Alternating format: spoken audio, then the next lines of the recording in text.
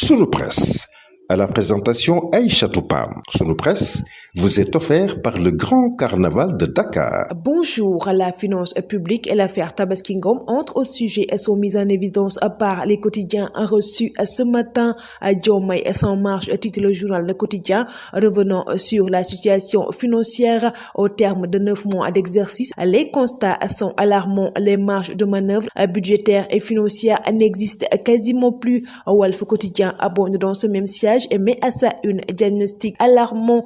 Selon le président Bassirou Diomaye Faye, l'État est confronté à des contraintes budgétaires majeures. Le journal revient également sur le procès de Diomaye à l'administration. Alerte inquiétante de Diomaye, lit-on dans Rewmi Quotidien, qui revient sur la situation de la finance publique, et Ousmane Sonko qui promet la tolérance zéro. Diomaye avoue l'échec de Sonko, à titre le journal Tribune, revenant sur les marges de manœuvre budgétaires et financières. Le journal de revenir également sur Pape Malick Ndour, qui estime qu'il n'est pas question de se lamenter. Le quotidien national Le Soleil s'intéresse sur l'efficacité et l'efficience de l'administration sénégalaise et met à sa une le chef de l'État campe les enjeux. Selon le président Bassirou Diomaye Faye, nous avons une administration républicaine mais souvent figée dans des schémas dépassés.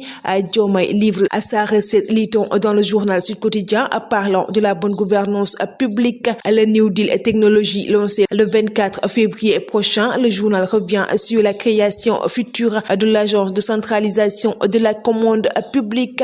L'IGE révèle la bamboula dans la finance publique. Entre 2021 et 2023, l'État a acheté plus de 650 véhicules. Le journal de revenir sur les mots qui gangrènent l'administration entre l'ouverture des comptes bancaires, à mauvaise tenue de la compte en matière et les recrutements. Le journal Libération revient sur le banditisme sur les deniers publics et titre une mafia au cœur des services fiscaux de Grand Dakar. Le trésor public a délesté plusieurs millions avec la confection de fausses quittances. L'agence judiciaire de l'État porte plainte. Un agent d'assiette déjà arrêté. Selon le journal, des scandales similaires ont été étouffés en 2009 puis en 2014. À Tabaski Ngom coule l'ex-DG de l'Aprodi, titre le journal L'Observateur, revenant sur l'arrestation de Mohamed Ba et le vaste réseau de transactions financières douteuses mêlant détournement de deniers publics, prix non remboursés et soupçons de collusion